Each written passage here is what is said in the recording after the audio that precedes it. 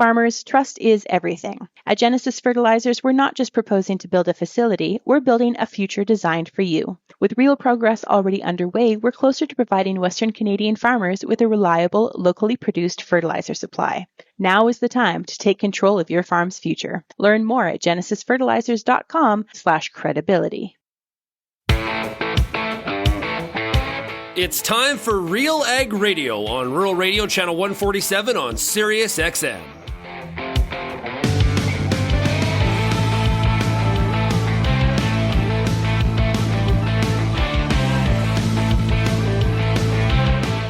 RealAg Radio and RealAgriculture.com is your home for insight and analysis of the issues that are impacting your farm business. Let's get real and get connected with RealAg Radio.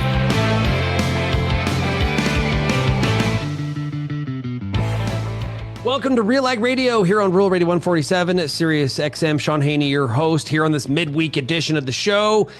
We've got a great one here for you today. Looking forward to it indeed. I do want to mention that we've got a exclusive to the RealAg Radio podcast listeners. We have an exclusive bonus segment. So make sure if you're listening here on Rural Radio, you download the RealAg Radio podcast as well so you don't miss out on any of my big takes at the end of the show. Indeed. Whatever you hear today, I want your feedback. You can send me an email, shaney@realagriculture.com. You can, of course, also call the RealAg feedback line, 855-776-6147. You dial that number, press the number 3, and you leave me a voicemail. We're going to be talking today to Brent Preston, Farmers for Climate Solution. He's the president. They've just completed a new study looking at climate change and the practices relative to that combating that issue. And I read the report before we did the interview, and there's something in there that's key. What's driving the implementation of practices? It's not ideology. It's profitability. Not a shocker to me. I don't think it's going to be a shocker to you. We're going to talk about that with Brent and some of the other things that they found in a pretty substantial study from across Canada, I should say. We've also got Aaron Goertzen here. He's a senior economist with BMO, talking about a new report that BMO has out, looking at some of the key trends for agriculture in 2025. And then we'll finish up with Limagrain Cereals Seeds. We're talking to two agronomists. We've got Dall, and Dan's out of Kansas, and we've got Bailey Jenks, who's out of the PNW. And we're going to look at wheat production from an American perspective. So for our American audience, we're going to hear all about what are some of the considerations to get the most out of your herbicide tolerant wheat varieties. And of course, we have a couple different options here. We've got Clearfield, but we've also got Coaxium. And so we're going to talk about where one fits, maybe the other does, and talk about some of those things for sure. What we're going to do is we're going to take a break, and when we come back, we're going to get to the conversation with Brent Preston of Farmers for Climate Solutions right after this. What's next doesn't happen by accident, doesn't happen by chance. What's next happens when experience meets expertise, when data meets dollars, and when steel meets earth. What's next happens when the promising work of Pioneer's state-of-the-art research centers meets the unsparing challenges of more than 17,000 on-farm trials. Our ultimate goal is to bring the next seed breakthrough to your field. Because Pioneer isn't just our name. It's our mission. Pioneer. What's next happens here. The Canola School on RealAgriculture.com is your one-stop shop for everything a canola grower needs. Check out our free video series on YouTube for all the latest in canola agronomy, research, marketing, and more. Don't have time to watch? Download the podcast version of the Canola School on RealAgriculture.com or anywhere you download your podcasts. Stay on top of all things canola with the Canola School on RealAgriculture.com, brought to you by BASF and Invigor Hybrid Canola. I'm Lindsay Smith from RealAgriculture.com. Join me Monday nights for The Agronomist, a 1-hour live and interactive show broadcast across YouTube, Facebook, and X. Monday nights at 8 p.m. Eastern, I host expert agronomists from all over the country to give you answers to some of the toughest agronomic questions. Join us live or catch the replay Tuesday morning. That's The Agronomist with me, Lindsay Smith, Monday nights live at 8 p.m. Eastern.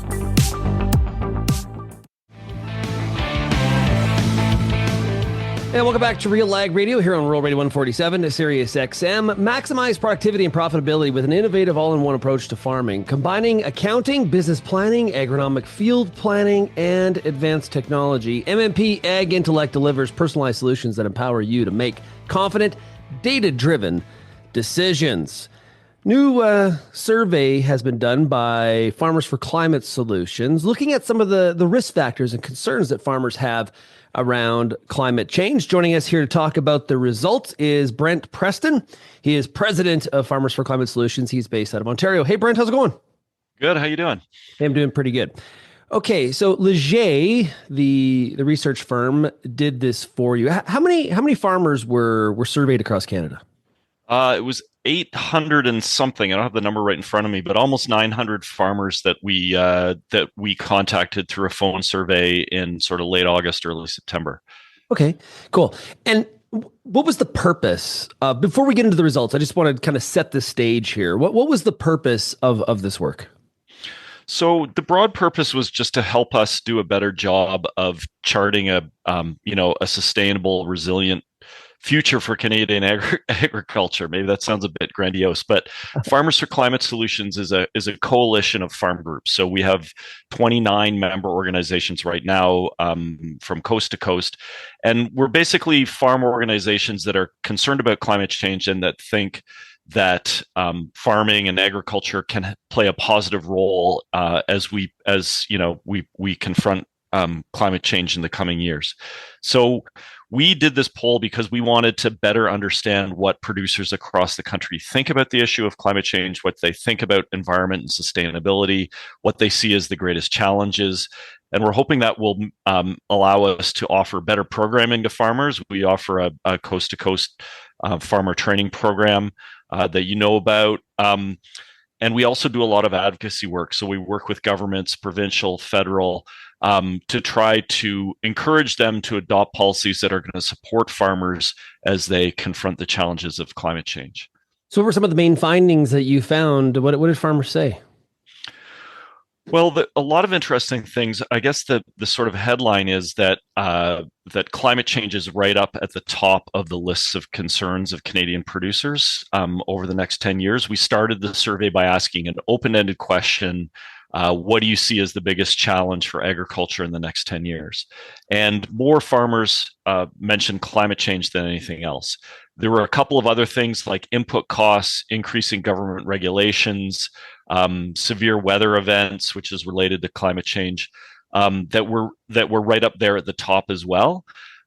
So for me, the most interesting thing out of the survey was sort of getting a little window into what farmers see as the biggest challenges going forward, and then they had lots of ideas about how they think those challenges should be addressed. Yeah, 76% of farmers and ranchers report being impacted by severe weather in the past 5 years. Farmers and ranchers fear future climate change impacts.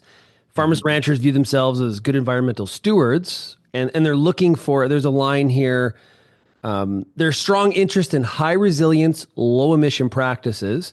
But at the same time, having said all that, for sure, the key is profitability drives the adoption of new practices, not just the ideological, I need to do.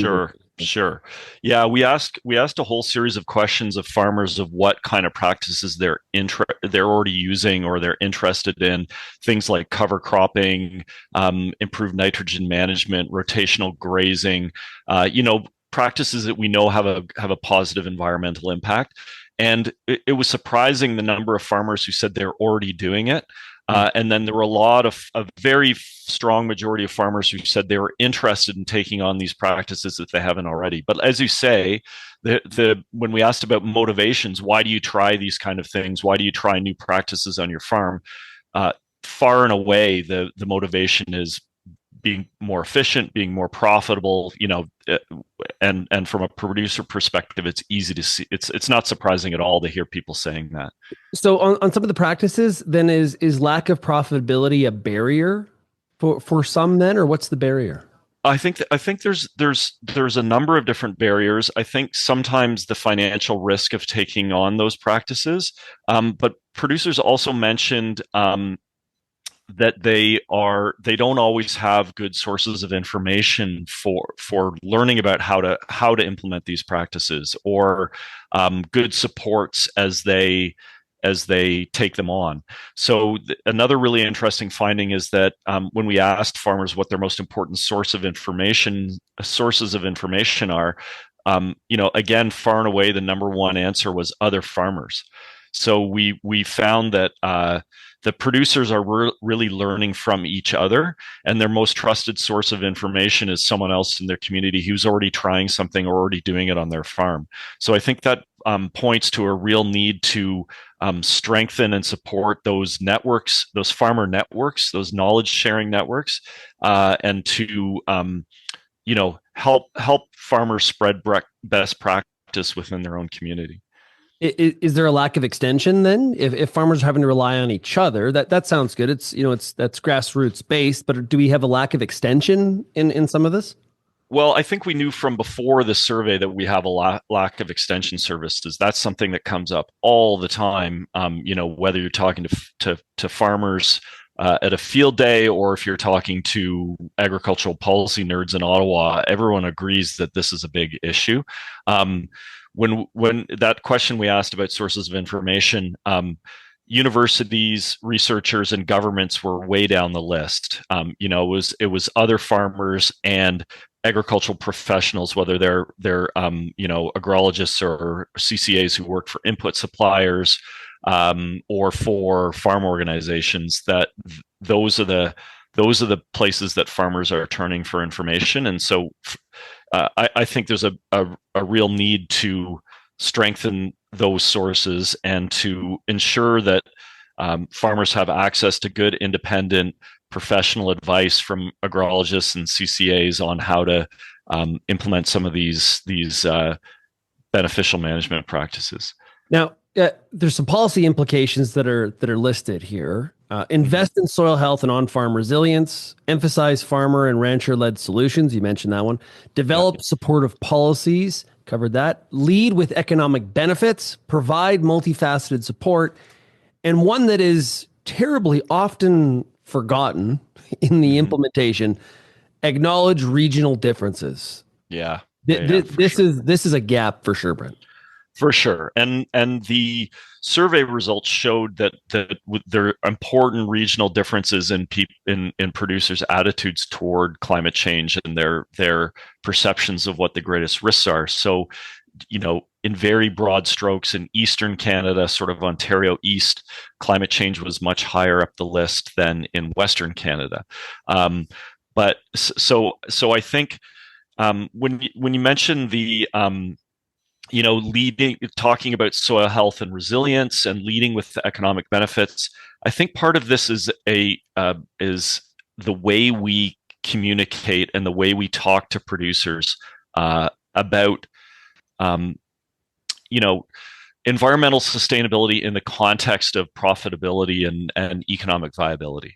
Like the results clearly show that there aren't a lot of farmers who are motivated by the idea of reducing their greenhouse gas emissions. Doesn't mean they don't care about it. It's just not a big factor in terms of pushing them to make decisions on their farm, which is totally understandable. It's extremely hard. I don't know what my greenhouse gas emissions are on my farm, and I'm deeply involved in this work.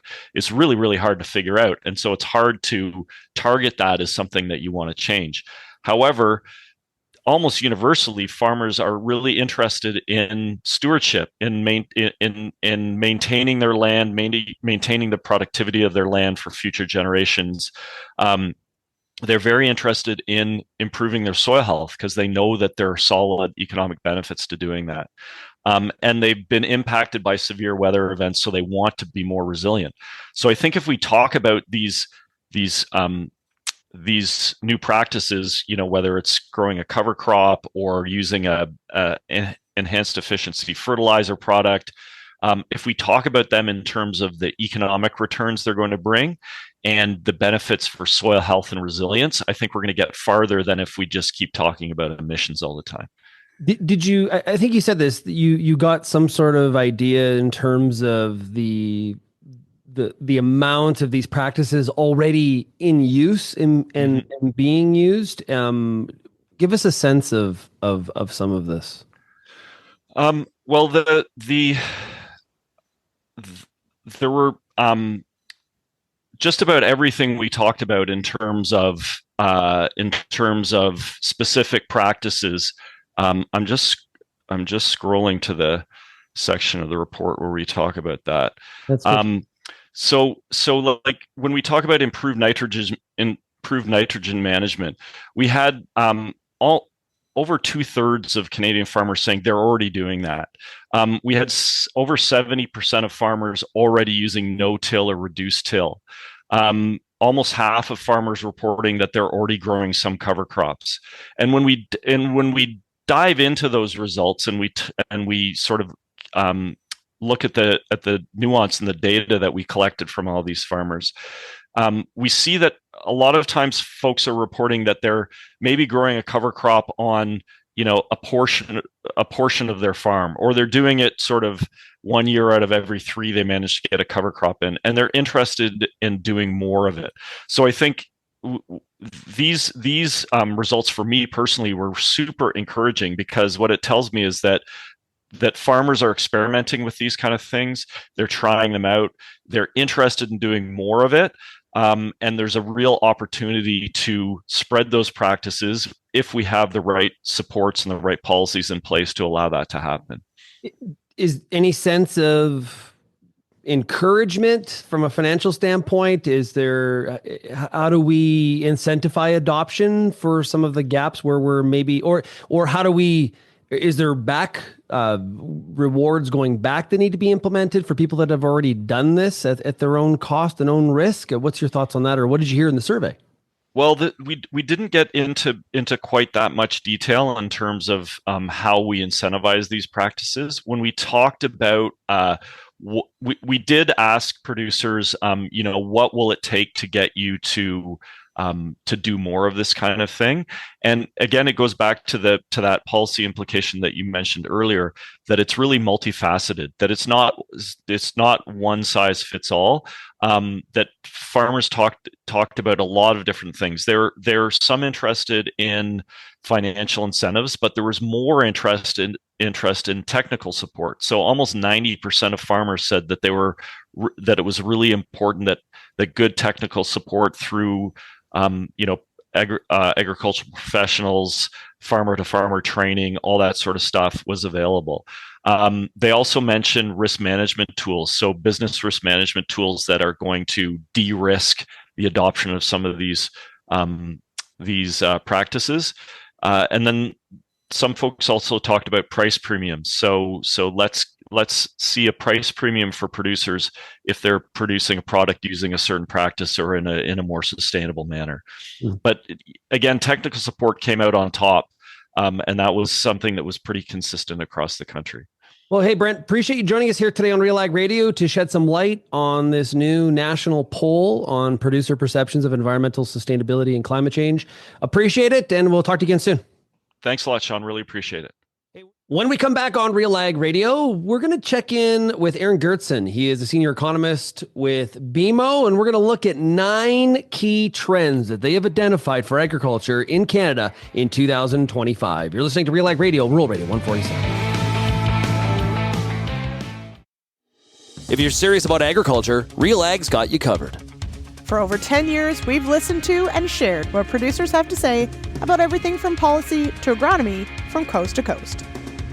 Keep up with the latest in Canadian agriculture at RealAgriculture.com through daily newsletters, and check out our YouTube channel. Thanks for joining us in the RealAg community as we continue to cover and serve North American agriculture. Before you get back in the field this year, spend some time with the Corn School on RealAgriculture.com. Get all the information you need on hybrid selection, planting depth, crop inputs, and more from a wide range of industry experts. A massive library of video content is available on demand when you need it most. Spend your time outside of the field, inside the classroom, with the Corn School on RealAgriculture.com. Get all the information you need to keep your pulse crop healthy and profitable with the Pulse School on RealAgriculture.com. The Pulse School is a free YouTube video series covering agronomy, research, and more across a host of different pulse crops. It's also available as an audio podcast wherever you download or stream your favorite podcast. Check us out on YouTube or visit RealAgriculture.com. The Pulse School, brought to you by BSF Canada.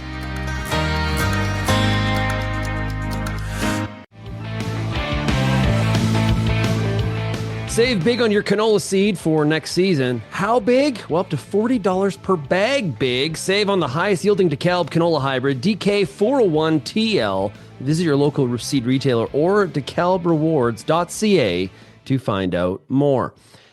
New report out from BMO talking about the 9 key trends affecting Canadian agriculture. So we're going to bring in our guest here. It is Aaron Goertzen. He is a senior economist with BMO. Aaron, how are we doing? Doing great. Pleasure to join. Yeah, it's great to have you. So, okay, so there's 9 trends identified, and I'm going to read them out first, and then we'll hit on some of them. So, trend number 1: world economy holding up. Trend number 2: abundant crop supplies, livestock looking a little leaner. We have trend number 3: low-flying loony. Oh, that hurts any of us that are thinking about a U.S. holiday. Trend number 4: expensive inputs. Some of that's related to that dollar. Trend number 5: interest rates coming down the mountain. Yes, indeed. We have trend number 6: looser labor market. Trend number 7 is trade turmoil. Our audience is no stranger to that. And we have trend number 8: continued climate concerns. And finally, trend number 9 is productivity growth. Prodigious? You got it. Oh, okay, there you go. Okay, well, maybe have to circle back on what the heck that means. Okay, so as we look at these 9 trends, Aaron, there's a lot. The farmers are having to deal with a lot of things completely out of their control. Yeah, it's absolutely right there. I mean, farming, even in we'll say the best of days or normal times, can be a pretty rocky affair. But there has been a lot happening on the macroeconomic front, on the geopolitical front, even a little bit closer to home on politics. So a lot of turbulence out there and a lot of different forces affecting the industry right now. Now, do some of those trends trump some of the others, so to speak? Yeah, it's fair to say that some are longer term, some are shorter term, some are more geared toward demand and supply. I would view falling interest rates in an environment of still pretty reasonable global economic growth as a real key for the near term, as far as demand and as far as pricing and farm finances. Obviously, with some offset from the fact that input costs still quite high and crop prices not as strong as a couple of years ago. So yeah, again, a lot of moving parts, but some do trump others, it's fair to say. Yeah, we've talked a lot on this show about some of the concerns about where commodity prices are. But at the same time, those inputs have been a little bit sticky. I'm probably underscoring that I'm understating that for a lot of our listeners. But a lot of concern. We looked at our Canadian Farmer Sentiment Index going back to October. What are you concerned about? Commodity prices, input prices. Those are the 2 things that are more than everything else. Yeah, for sure. And you see it in the data. When you look at, for example, Statistics Canada's measure of farm input prices, it's up about 35% over the past 5 years, and it hasn't reversed course at all, even as energy prices have come down. Fertilizer, select inputs have come back a little bit closer to earth, but that's been an offset in other areas. Obviously, the weak loonie making imported equipment costs significantly higher, and so we've seen farmers, crop farmers in an environment in particular, where there's been no relief on input costs, even as selling costs, crop prices have come down on somewhat stronger global supply and a few pretty strong global harvests. Yeah, trade turmoil was trend number 7, like I mentioned. And a lot of this centers around what happens post January 20th after the inauguration. And we see the second trip to the White House for incoming President Trump. Any indications or foresight from the very, very smart people at BMO in terms of what this could mean for trade policy and how that impacts Canadian agriculture? Yeah, one of the first things that economists, pundits will always say when talking about the possibility of a 25% tariff across the Canada-US border is that there's certainly an element of posturing at play here on the part of the incoming US administration. I don't think it's a reasonable baseline to expect that kind of a tariff to come into play, but it's still worth thinking about what might happen if you were to end up with that kind of a levy put in place. I think from a Canadian ag perspective, maybe an even more important piece is that even if we end up with something that looks like status quo trade Canada-US, if you have trade turmoil between the US and China, that could very easily spill over into Canadian agriculture. We saw this happen in 2018 with soybeans. China retaliated against U.S. trade measures at that time by restricting its imports of soybeans, effectively flooding the North American market with supply and depressing prices not only for U.S. farmers but also for Canadian farmers. So even if we keep things on pretty good terms with the new U.S. administration, there's a lot of risk if things get more challenging between the U.S. and China from the perspective of the ag sector. Yeah, let's talk about productivity. That's one that is mentioned a lot in economic circles when we think about Canada. From your standpoint, why is the focus on productivity important? Yeah, people focus on productivity, and it gets a lot of attention from economists because if you want to sustainably grow living standards, you have to grow productivity, which is the amount of economic output produced per hour worked. And this is something that Canada has been doing not a great job at over certainly the past 10 years, even over the longer term. We have relative, particularly to the United States, lower levels of capital investment in Canada. And that hinders our productivity, hinders our living standards.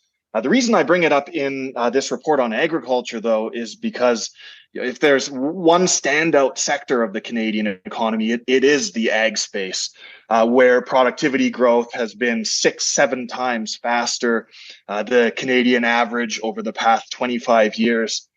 Farmers are producing about 3 times as much output per hour worked as they were in the late 1990s. An incredible performance that speaks to all of the technology and expertise being deployed in the sector. How long can we sustain that? Can that growth continue for a number of years going forward?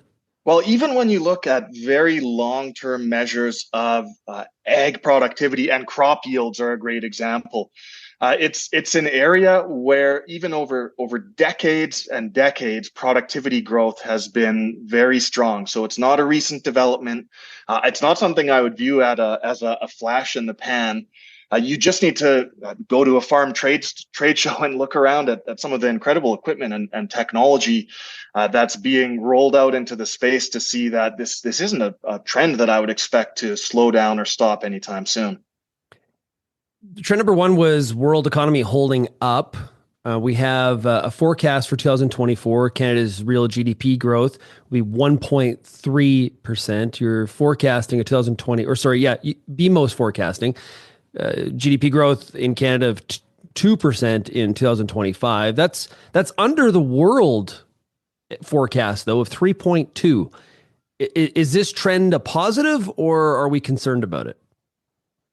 Yeah, so it's pretty natural that growth in Canada and other advanced economies tends to be a little bit below the global average, which also includes a lot of developing countries where they're playing technological catch-up, and by doing so can post, as we see in China, very strong growth rates, even in a so-called bad year. In Canada, over the past couple of years, we've seen some pretty sluggish growth results, 1% range real GDP growth, even with very fast population expansion.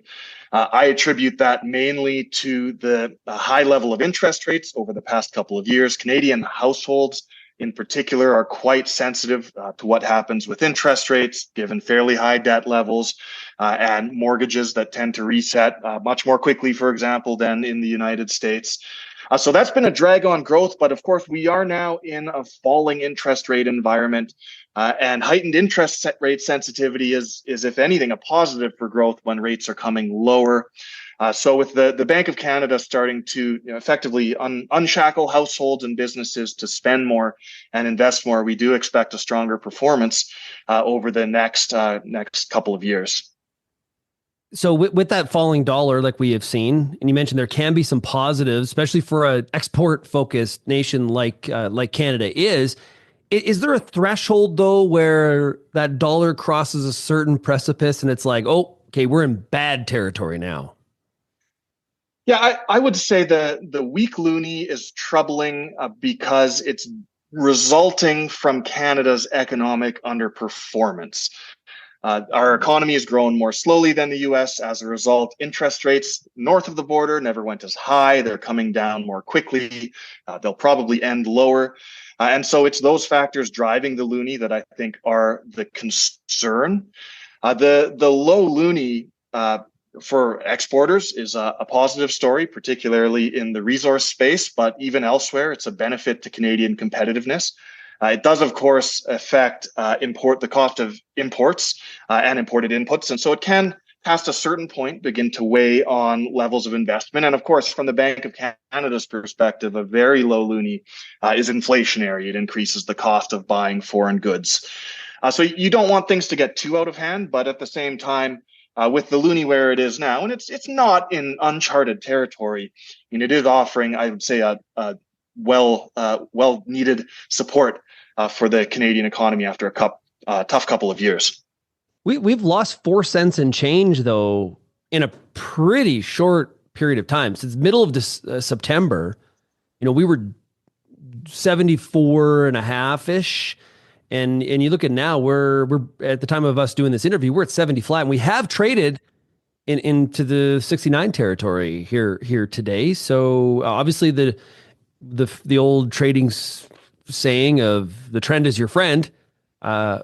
Depending if you're importing or exporting, you're probably gonna have a different opinion on this trend. Yeah, that's absolutely true. And the accelerated pressure on the loonie over the past couple of months has been very much driven by the incoming Trump administration and some of the concerns about what might happen on Canada-US trade. So there's very much a risk premium that's effectively being priced out of the loonie at this point. I think worth emphasizing, the loonie, of course, fluctuates through the business cycle and depending on the market's perception of risk in Canada and elsewhere. And there is ultimately a tethering point around purchasing power parity, a longer term equilibrium level that tends to be respected closer to 80 cents US. So I wouldn't say the loonie's on a path to get back there anytime soon, but if you want to talk, where do we head over the next 5 years? I would say higher is a more reasonable guess than lower. But in the near term, with the US economy firing on all cylinders, with the possibility of more fiscal stimulus south of the border and all these trade concerns, I wouldn't expect that turnaround to happen in the very near term. And hey, to wrap up, Aaron, I just wanted your thoughts on this. In October, we did our latest Canadian Farmer Sentiment Index survey. We asked farmers about in the next 12 months, do you see widespread good times or bad times for the overall Canadian economy? Farmers were negative Canadian economy for the next 12 months. What do you see? As you look at these trends and some of the other factors, do you see a positive or a negative for the ag economy going forward? Yeah, Canadian economy as a whole, we are more positive on it heading into 2025. The most important ingredient here being just the falling interest rate environment, which, as I've said, should really help to unshackle households, which have been struggling over the past couple of years with significantly higher interest payments, particularly holders of variable rate mortgages. So with rates now moving lower, things become a lot more comfortable for household finances. also for business finances. And I view falling rates as sort of a tide that lifts all boats. It will help in many ways across the Canadian economy. So we view a stronger growth environment, growth closer to 2% instead of 1%, even with likely slower population growth. You can point to other positives as well. A strong U.S. economy is good for Canada. It sounds like we have some fiscal stimulus on the way even north of the border. Of course, we currently have this GST, HST tax holiday. All of that tends to give a bit of a boost to growth in the near term. Right. And with an election around the corner, would expect the fiscal purse strings to stay pretty loose over the next couple of quarters. So I would say big picture, there are some positives to point to in the year ahead. And you feel the same way about the ag economy, not just the Canadian economy in general? Yeah, ag economy, of course, the ag's always tricky because what happens depends so much on Mother Nature. If you want to make an assumption of average or trend global crop yields, it is pretty clearly going to take some time for global crop inventories, which are elevated right now, to normalize. As they do so, though, you should begin to see prices, selling crop prices trend higher. That should help to improve margins a little bit. And of course, with costs where they are, that I think will be warmly welcome. At the same time, falling rates help the ag sector. Labor availability, not nearly as big of an issue as it's been a couple of years ago. So I certainly can't blame farmers for feeling a little bit down after what's been, frankly, a tough past year or two here. But I would say in the Canadian economy as a whole and in the ag space, things should be looking a little bit brighter in 2025. Aaron, really appreciate you joining us here today. All the best to you. Merry Christmas, and we'll talk to you in 2025, okay? Merry Christmas. Thanks for having me. That is Aaron Goertzen. He is senior economist at BMO. We'll be right back on RealAg Radio, Roll Rate 147, right after this. Here's what Wheat Pete's word on RealAgriculture.com is all about in under 30 seconds. It's wheat time. I love wheat time. I love wheat. Get that sulfur on. Get that seeding rate right. Get that nitrogen on your wheat right. Get that protein. Know your variety. Know when you need to put fungicides on. Pick your product. Pick your rate. Do the right job. Get this wheat crop right. Have a nice day. Grow amazing wheat. Infuse some energy into your next corporate event, customer meeting, or conference with RealAg Radio, Canada's national agriculture radio show. Create a unique experience at your next event with host Shaun Haney, broadcasting RealAg Radio live on SiriusXM, featuring exciting guests, captivating interviews, and the latest news from the agriculture community. Contact advertising at realagriculture.com or call 587-787-1795 to book your on location with RealAg Radio today. And welcome back to RealAg Radio here on Roll Radio 147, Sirius XM. We're not going to talk wheat. Who doesn't love to talk wheat? And we're going to do that with two fine people from Limagrain Cereals Seeds. Joining us first, it is Bailey Jenks. She is Pacific Northwest Regional Commercial Manager with LCS. Bailey, it's great to meet you. Nice to meet you too. Thanks for having me. Also joining us is the Regional Commercial Manager for the Central Plains with LCS. It is Daniel Dall. Daniel, how's it going? Good. How are you? Man, I'm doing fantastic. Doing great. Okay. Daniel, start off with you. By the way, how is the wheat crop this year in Kansas? It's actually coming along a little better than when we started. So we had a fair bit of rain in November that actually helped us get stuff out of the ground. Really challenging planting season, but overall, I think the crop's coming along pretty well. Oh, good to hear. Bailey, how about you? We had some pretty good spring moisture in some areas across the PNW. So we had some pretty decent planting conditions going into this fall. It's starting to get a little bit cold, though. So we're going to see how some of this wheat gets through some of this winter early season frost. But other than that, things are looking really great. Could definitely use some snow to insulate that that good stand. Okay, Daniel, we'll start off with you, and we're going to talk about today, getting the most of our herbicide-tolerant wheat varieties, and talk about a couple different options here. Now, coaxium wheat production, that system, what are some of the characteristics of it? Where does it have a good fit? So, really, it's got a good fit pretty much any place you're going to plant wheat and deal with grassy weeds. The big thing with it is it does a really good job on the tough to control grassy weeds, whether it's feral rye, the brome species, rescue grass down into Oklahoma and Texas. So it's a really nice fit there to give us a control option there. It's always harder to get grassy weeds out of a grass crop. So it's a nice fit for that. We've really developed it over the last few years where it's beyond the herbicide trait. We've got the genetics to a point now where they're leaders in their class. If you look at yield trials across the region, they're typically towards the top end of all the plots, if not at the top. So, overall, we've really developed it from just a herbicide trait to a whole system with elite genetics. Yeah, good stuff. We're going to talk about some of the overall system benefits here in a second. But Bailey, I want to get to you about Clearfield. So the Clearfield system has been around for a while. It has similar attributes as the coaxium system. It's really great control in some of these grassy weed problems that we have in the PNW region. One of the benefits of the Clearfield genetics that have come across over the past couple of years is that one way that Dan likes to put it is originally we started with a trait that had wheat attached to it, and now we really have wheat that has trait attached to it. So we're really seeing this yield increase with these genetics come across through our breeding programs, and really seeing this system be able to produce really well for growers. Okay, so I'm growing wheat and I'm considering, maybe I have experience with either of these. Why would I choose one over the other, Daniel? Is there a situation where one fits over the other? Talk about that a little bit. A little bit. With the coaxium system, it tends to be a little better on some of the tougher weeds, the feral rye in particular. But at the same time, Clearfield has an extremely good fit as well. We use it a fair bit in the Central Plains here too. They really work hand in hand.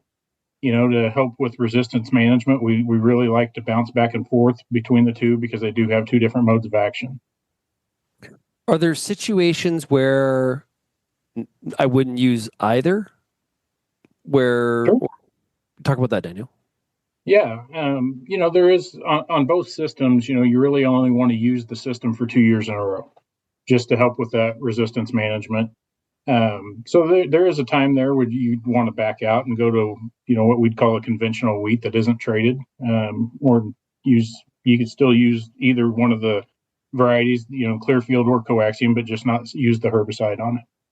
So there are fits, obviously, for still with conventional wheat. Yeah. And Bailey, for a lot of growers, it's the simplicity factor of the weed control and that, that making that pass, right? Mm-hmm. It really does make things a little bit simpler, and especially if you can get the weed control with it. Yeah, absolutely. There's even instances in the Pacific Northwest where some of these genetics in the Clearfield varieties are so valuable to these growers that they're blending them with conventional varieties because they don't plan on using the weed control aspect of these varieties. They're something that, they like the maturity, they like the disease package, and they would rather have these traded varieties on their ground, even though they're not spraying them. They're still using the full beneficial package of this variety, not just for the traits. I think, Daniel, Bailey makes a really good point there that, in some cases, in some other crops, we're putting really good traits on. Maybe there's like a yield drag and things like that. In this case, we've got really good traits that are attached to some high performing varieties, which really adds up to just benefit the grower. Absolutely. And we're seeing the same thing in the coaxium system that, the genetics are there. Disease packages are good enough, or excellent disease packages, along with high yield, and they handle, the tough environments we put them in, which is really kind of the key for the Central Plains, is being able to adapt to, drought situations, tough soil types, and to still perform at a high level. And realistically, once a farmer finds a wheat that he really likes, he's going to keep with it. They find the product they like and they want to keep using it because they're comfortable with it. So whether they're spraying it or not, they will stick with a variety a lot of times. Bailey, is there any other benefits of either of the systems that we should mention? Yeah, I think, that like we've been talking about, the genetics have come a really long way. And we're not seeing that yield drag, as you mentioned, right? When some of these Clearfield varieties came out in the early 2000s, there was almost a hindrance to wanting to use some of these traded wheats for the weed control because growers were expecting that yield drag. And we've come such a long way in such a short period of time that, being able to plant these varieties for their yield benefits on top of using their traded factors is really a tool in the grower's toolbox, and really something that they can use and have flexibility on their on their farm. With a portfolio as large as we have in the P&W, it really gives us the opportunity to place the right the right variety on the right acre, and really kind of tailor each grower's needs per to their specific growing region, their specific pH, their rainfall zone, all those different things. We can really tailor our options for them. Daniel, any other benefits of either of these traded wheats that we need to make sure that we make the audience aware of? Yeah, I think it's kind of like Bailey touched on, just the versatility that are in these portfolios. We have several different varieties of these wheats, and the ability to get the right wheat on the right acre. The other thing I think I'd like to point out is that, we're talking about traded wheats, but these are non-GMO. So these traits are not from a different species. These actually come through wheat themselves. So yeah, these are not GMO type traits. Yeah, very good point. Thanks for mentioning that, because weed control in any crop critical, right? Weeds are robbers of yield. And taking care of those weeds as early as we possibly can is critical. So from a best management practice standpoint on weed control, what are some of the things we need to be keeping in mind when it comes to our wheat crop? Bailey, let's start with you. Yeah, I think one thing to really keep in mind, especially when you're wanting to manage your resistance, is really understanding what your crop history is and knowing what some of the limitations of planting into residual situations may be. So on one hand, while coaxium, there isn't a really hardly any plant back restriction on when you're using a coaxium system, there is a plant back restriction on Beyond because of that residual, that imazamox residual in the soil. And in some instances in other crops, if you're growing peas, lentils in our area, soybeans maybe, or alfalfa in Dan's region, there is that soil residual in the ground that you wouldn't want to go and plant a coaxium or a non-traded wheat into, because it's going to drag your yield unintentionally, right? So you would want to follow a field that you maybe have sprayed Raptor on with a Clearfield variety, because it's going to boost your yield performance. Daniel, what are your thoughts on best management practices on weed control? For us, really, with the coaxium, the biggest thing is to spray weeds when they're small. I think that's going to go with Clearfield as well. Small weeds are always going to be easier to kill. With both systems, really, spray coverage is the biggest factor that we find. A lot of times, if we're not using enough carrier volume, we will see that we'll miss one plant or one tiller on a weed, and you may kill 5 tillers, but you'll have that one left. And that's really the nice thing with these systems, is they both allow you for a fall application when weeds are small and just emerging, as well as a spring application. So if you don't get everything on that first pass, or for some reason it rains too much, you can't get in the fall, you can get back in the spring and still clean things up. Yeah, Daniel, what you're saying is so critical, right? You get in there when they're small, easier to control, and you're not letting them take away, you're in the Central Plains, all about moisture conservation. You don't want those weeds at all taking up any of that moisture that your crop of wheat would love to have.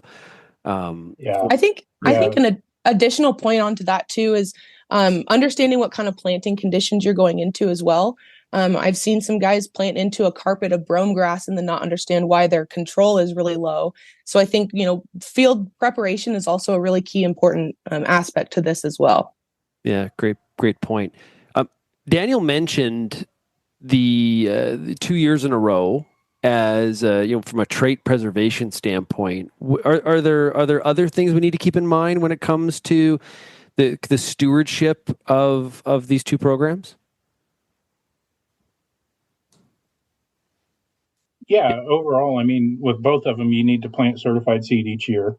That way you do know that, the seed you're using is traded for that herbicide. With the coaxium, we have to have a signed stewardship agreement on hand, basically stating that you will abide by the stewardship requirements. Like you said, we need to rotate those herbicides. And the other thing to point out on this is there is not cross tolerance on these herbicide resistances. So the coaxium system does not give you any tolerance to Clearfield. I've seen quite a few fields where guys have, gotten their wires crossed and sprayed a Clearfield field with the Aggressor AX herbicide, and it does a really good job of killing it. And vice versa. If they spray the Beyond across, the coaxium system, it does a really good job of killing it. So the big thing for the growers, just make sure you know what's going in that field and make sure we're getting the right product in that place. Yeah. They both start with C. They're different products. Yep. The difference is the Clearfield, there's a CL plus at the end of the name, and the coaxium, there's always an AX at the end of the name. Yep. Bailey, how about for you? Anything we should follow up on here or mention from a trait stewardship standpoint? No, I think Dan hit the nail on the head pretty easily there. Grower stewardship agreements are really important. I know growers hate to fill out paperwork, especially in the winter time of year. I think everyone is trying to get everyone to sign everything, but having these agreements in front of the grower so that they understand, exactly what they're using and what the guidelines are, I think is really important. This tool is a really good tool, and it's helped a lot of growers across a vast amount of acres. And so I think managing the long-term use of this product is really important. We all have future generations that we're worried about or that we're thinking about taking over the future generation of the farm. And, in order to stay profitable for the next generation, we have to be able to steward and manage these traits. Yeah, well put. Hey, I appreciate both of you joining me here today. We're going to do more of these going forward, talking about wheat production in the U.S. And, of course, LCS is a real market player and a leader when it comes to cereal genetics. So appreciate both of you joining me. Daniel, have a great day. Thanks. Appreciate it. Bailey, it was great to meet you, and we'll talk to you again soon. Absolutely. Thank you. Hey, we'll be right back on RealAg Radio, Rural Radio 147, Sirius XM, right after this. RealAg Radio is Canada's only daily radio show focused on agriculture. Get expert advice on Agronomic Monday. Tuesdays and Wednesdays will cover a broad range of issues. Thursday we'll hear from farmers across the country on the Farmer Rapid Fire. And we'll wrap things up Fridays with the RealAg Issues panel with Kelvin Hepner and Lindsay Smith. Join us Monday through Friday at 4:30 Eastern. And don't forget about the replay at 7 in the morning on Rural Radio 147, Sirius XM. Hi, I'm Bernard Tobin, host of the Soybean School on RealAgriculture.com. Throughout the year, on the Soybean School, we'll bring you timely agronomic video content from planting to harvest, from the latest agronomic research to the latest in production technology. Check out our massive video library on YouTube, RealAgriculture.com, or download the audio podcast versions wherever you get your podcasts. The Soybean School is brought to you by BASF and Syngenta Canada.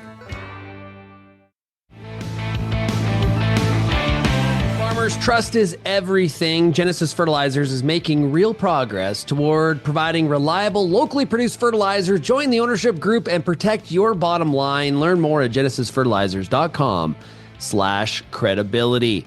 Well, we covered a lot of ground here today. Interested in what your thoughts are, of course, on what we heard from Brent Preston from Farmers for Climate Solutions. No surprise. Profitability at the end of the day has to be the leading reason why we are doing practices. And what we have seen in one of our series that we do, Profitable Practices, brought to you by FCC and RBC Royal Bank, we're going to be doing season 2 here coming up in 2025. We're talking about a ton of practices that are in use today, okay? Farmers are using them today. Precision irrigation, no-till. We've looked at strip-till. We have looked at advanced grazing techniques. Now, all of those could be fitting under the banner of sustainable practices. But at the end of the day, here's what's most important. When we're talking in this series of profitable practices, you kind of get the hint here. The practices are profitable. And that's the key. If you're going to try, to convince farmers to do practices where at the end of the day, there's really no economic benefit besides some math that nobody really understands or can't calculate for their farm, and Brent talked about it. He's in this. Like, he's pretty passionate about reducing carbon footprint and greenhouse gas emissions. He's the president of Farmers for Climate Solutions, for golly sakes. He said, I don't know, like, how do I calculate my greenhouse gas emissions, right? So I think that their data really supports what a lot of farmers have been saying. And so, I want your feedback on that. You could also talk about some of the key trends that we talked about there with Aaron Goertzen from BMO. I think that declining Canadian dollar is a real factor. Now, if you're exporting, fantastic. But boy, if you're buying, like, I have had numerous conversations this week already with producers that are, have some operations on both sides of the border. Maybe they bought a lot of U.S. feeder cattle, for example. Well, that is tough. Those just got a lot more expensive. Never mind, now it's good on selling the live cattle to the U.S., but on the buying of the feeder cattle, it hurts. Hey, I want to remind everybody that we have an exclusive bonus segment coming up here on the RealAg Radio podcast version of the show. If you have any feedback, send me an email, shaney@realagriculture.com. Thanks so much for getting real and getting connected with RealAg Radio. Cheers, everybody.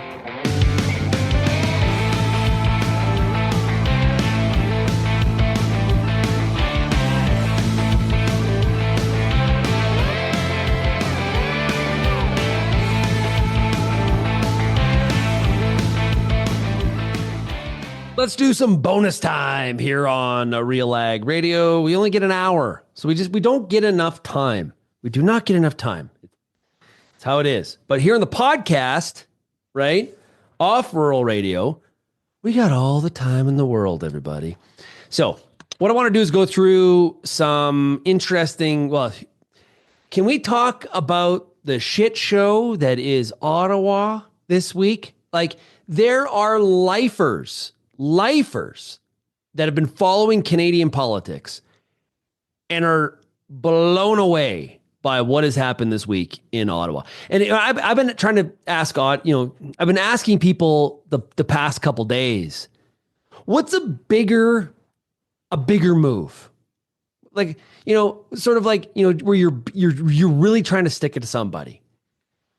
Was it Friday, where the Prime Minister, over a Zoom call, has been reported, informed Finance Minister Freeland that he wanted to remove her and put Mark Carney as the Finance Minister? Okay? The Monday before the fall economic statement. That's one way to do this, I guess. One would also say, maybe we should get the fall economic statement out on Monday and then we'll make a decision. But no, we did on the Friday before. Monday morning comes around, and after a weekend of thinking about this, Chrystia Freeland says, nope, here's my resignation letter. I quit on the morning of the fall economic statement. These are some pretty hard feelings between these two. They do not get along. Clearly. Now, the Globe and Mail has an interesting story talking about how some of this tension started in terms of what Canada's response should be to the Trump tariffs threats. The Globe reports that Freeland was more interested in cost, being financially conservative, some spending prudency, in terms of like, hey, we may need to save some of our bullets here, so to speak. The Globe reports that that Trudeau was not in for that and let the spending continue. So we have the person that, and no matter what you think about Chrystia Freeland and her record as the finance minister, you cannot take away the fact that the quality work that she did when it came to renegotiating the NAFTA agreement, the CUSMA or the USMCA, as we often call it. You can't take her record, you cannot take that away from her. Now, was she a great finance minister? You can have that debate. What is not up for debate is what Canadians think about Prime Minister Trudeau at this point. Abacus Data has some new data. I think he's like there's only like 17% of the Canadian population that believes that he should stay as Prime Minister at this point. He's under 20%, people. I think a common statement that a lot of Canadians are saying at this point, now, whether you are a Liberal supporter or you're a Conservative or you're something else, it's just, can we just have an election and get this over with? Can we just get this over with? Please. Could we? Please? Maybe? Sort of? Is there any chance? You got to kind of wonder. I sent a text to Lindsay yesterday when all this chaos, on Tuesday, not Monday, Tuesday. Chaos is like, we're still trying to, we're in the aftermath of all of this chaos. And I wonder this, are we going to regret not having an election prior to the U.S. election? And why do I say that? Well, does it really matter? And at the time, when we had, I never really thought about it till now. And what made me think about was some of the things that incoming President-elect Trump said about Freeland post her quitting. And they would have met. They would have met during the NAFTA renegotiation. He did not have nice things to say about her. He claimed that she was fired. She was she needed to go. He did not have, but at the same time, while he's throwing shade her way, he continues to call Prime Minister Trudeau governor. Funny story. Side note here, before we get to the fall economic statement. It's interesting. At my son, my oldest, goes to school at University of Mary in Bismarck, North Dakota. Beautiful city.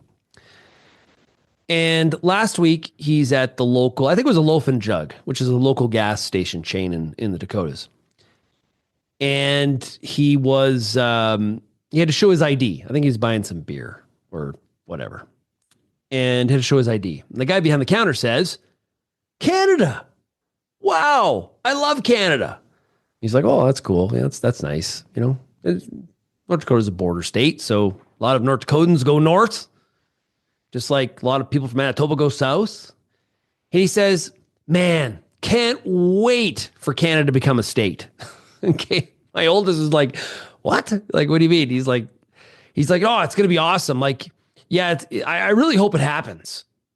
So, for what really is like trolling from President-elect Trump, and probably tongue-in-cheek, a bit of a joke, some of it's humorous.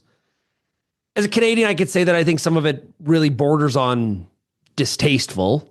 I think it's across the line of what's funny and what's not from a sovereignty perspective.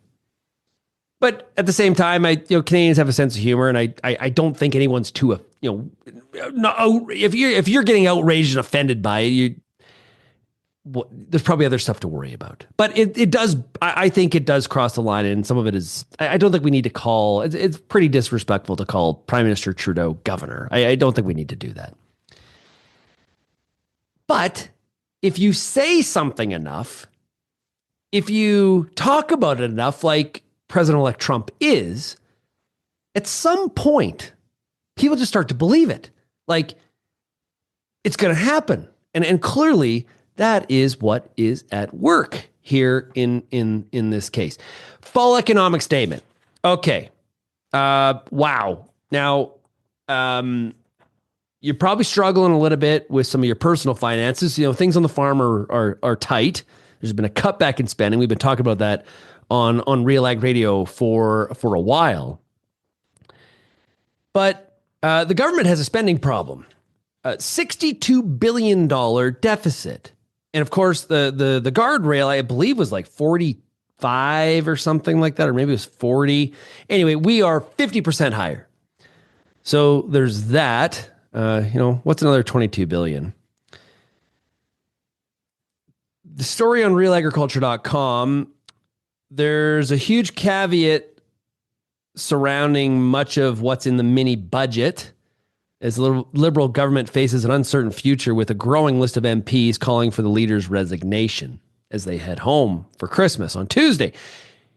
Here's an interesting one for you. We have Agriculture Minister Lawrence Macaulay in support of Prime Minister Trudeau, and we have the Parliamentary Secretary with AFC, Francis Drouin, saying, time to go. So there's that. So there's the split amongst the MPs in agriculture. So here's a glance at what is in here. So we have the extension of the accelerated investment incentive, which allows for accelerated depreciation and expensing of machinery and equipment. The government started a 4-year phase out of the incentive this year with a plan to eliminate it by 2027. The fall economic statement on Monday included a commitment to reinstate it and extend the measure through 2029. We also have, and this is interesting, the amendments to the Farm Credit Canada Act. It'd be introduced to bring the legislation in line with the updated mandate for FCC and other Crown lending corporations that was announced in the federal budget back in the spring to take on greater risk to drive business growth. This is an important one. FCC's vision of the future. We've talked a little bit here on the show about them getting into things like venture capital and taking on more risk and they will use the verbiage, be a catalyst for agriculture. Some of that fits into this act needing to be changed. We have changes to the Canada carbon rebate for small businesses, several measures aimed at improving interprovincial trade. I'll tell you, we talk a lot about international trade. We talk a lot about, trade with the US. We talk a lot about Canada's trade with China, Canada's trade with India. And we got some challenges in all those regards. You know what the real challenges are? Think back to the interview that we did with Christy Clark, former premier of British Columbia.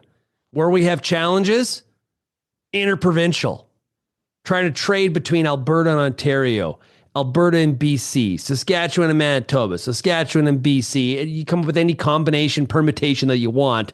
There are struggles when it comes to interprovincial trade. It is ridiculous. Low-hanging fruit. We talk about how this in the U.S.